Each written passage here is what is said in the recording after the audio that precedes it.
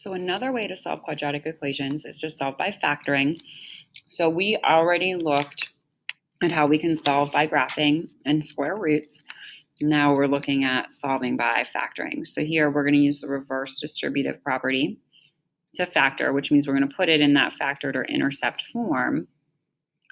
And then we set each factor equal to 0 and solve. So similar to what we did when we were graphing and we solved for those x-intercepts, and then we graphed, that's what we're going to do here. We're going to not have it in that factored form. We have to put it in that form and then find those zeros.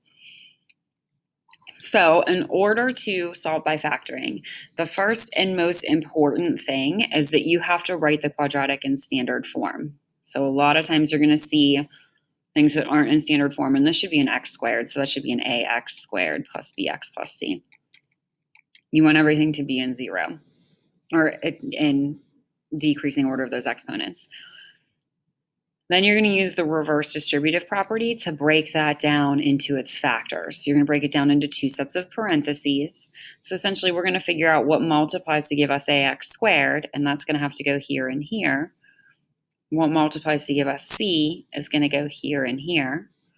And then our outside and inside terms have to add or subtract to give us that bx in the middle. Once you've put it in factored form, you set those parentheses equal to 0, and you solve for your variable. So here's an example. First thing I notice here is that this is not in standard form. So I have x squared minus 4x, and then I want to move this 45 over. So minus 45 equals 0. Now that I'm in standard form, I want to put this into two sets of parentheses. So I want to figure out what I can multiply together to give me x squared. Well, x times x will give me x squared. I want to think about what can possibly multiply to give me 45. So I might make a little list, or at least a mental list, like 9 times 5 will give me 35 or 45. 3 times 15 will give me 45. But I need to find the right combination so that my outside plus inside terms will combine to give me this negative 4x. So if I use 9 times 5, my outside terms are 5x, and my inside terms are 9x. I need to get a negative 4x from those. If I have a negative 9x and a positive 5x, that will combine to give me negative 4x. So I just need to put those signs back in. So I need a negative 9x, a positive 5x. And I can always check that I did this correctly by distributing. So x times x matches the x squared. 5x minus 9x gives me negative 4x. And then negative 9 times positive 5 gives me negative 45. Once I have the parentheses, I set each equal to 0. So x minus 9 equals 0. X plus 5 equals 0. Here I add 9 to get x equals 9. Here I subtract 5 to get x equals negative 5.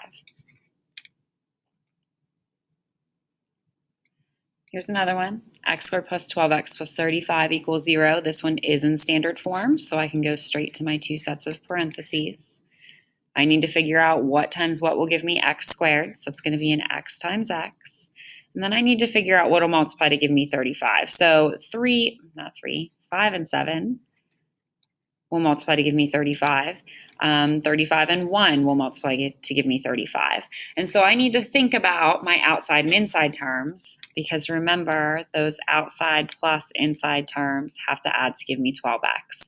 So if I were to do the 35 and 1, say I put my 35 and 1 in here, outside I'd have 1x, inside I'd have 35x. That's not going to add or subtract to give me 12. So it's not 35 and 1. 5 and 7, outside I have x times 7 or 7x. Inside I have 5 times x or 5x. I need to get a 12x. If I add 7 and 5, that gives me 12. So x plus 5 and x plus 7. So my factors are x plus 5 and x plus 7. I set them equal to 0, and then I solve for x. So I get x equals negative 5, and x equals negative 7. Here's another one. This one is in standard form. Even though the 0 is on the left-hand side, it's still an ax squared plus bx plus c.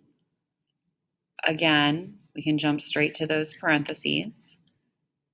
X times x is that only combination that's going to give us an x squared. 9 can either be 3 times 3 or 9 times 1. Again, I need my outside plus inside terms to give me 6x. If I use a 9 and a 1, outside I have 1x, inside I have 9x. That's not going to get me 6. So 3 times 3, outside I have 3x, inside I have 3x. So that will add to give me 6x if they're both positive. So x plus 3 and x plus 3. Sometimes you will see this written as x plus 3 quantity squared in its factored form because both parentheses are exactly the same.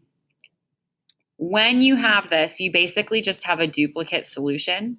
X plus 3 equals 0, subtract that 3, you get x equals negative 3. You only have to solve one time because the parentheses are the same. Here's yet another example. Again, this one's not in standard form, so move that 12 over first.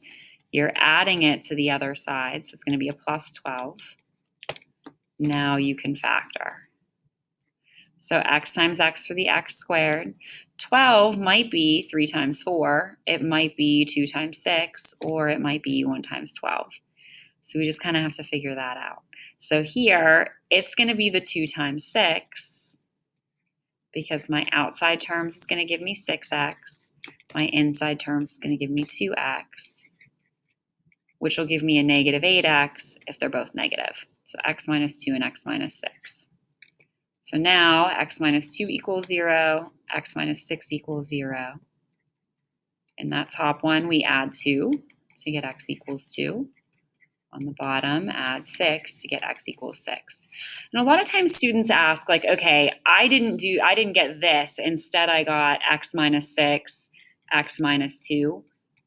Order of multiplication doesn't matter. So you have something times something else. This is the same as what I have here. So if you have the same parentheses in a different order, it's still a correct solution. All right, so one more here. Again, we are in standard form, even though that 0 is on the left-hand side.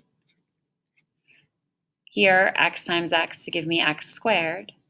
25 is going to be either 5 and 5 or 25 and 1. I need those terms to add to a negative 10. So 5 and 5 will do that if it's a minus 5 and a minus 5. You don't have to write the outside and inside terms like I have been. Like if you can just start to do that in your head and get that negative 10, that's fine. But if it helps you, then you can see here outside's negative 5x, inside's negative 5x, which gives me that negative 10x that I need for my outside plus inside terms. So again, this may be written as x minus 5 quantity squared equals 0. Because the parentheses are the same, we only need to solve once. So x minus 5 equals 0, add the 5 to get x equals 5. Another example, not in standard form, so move that 30 back over. X squared minus 11x plus 30 equals 0. And so looking here, 30, we might think, okay, that's 3 times 10.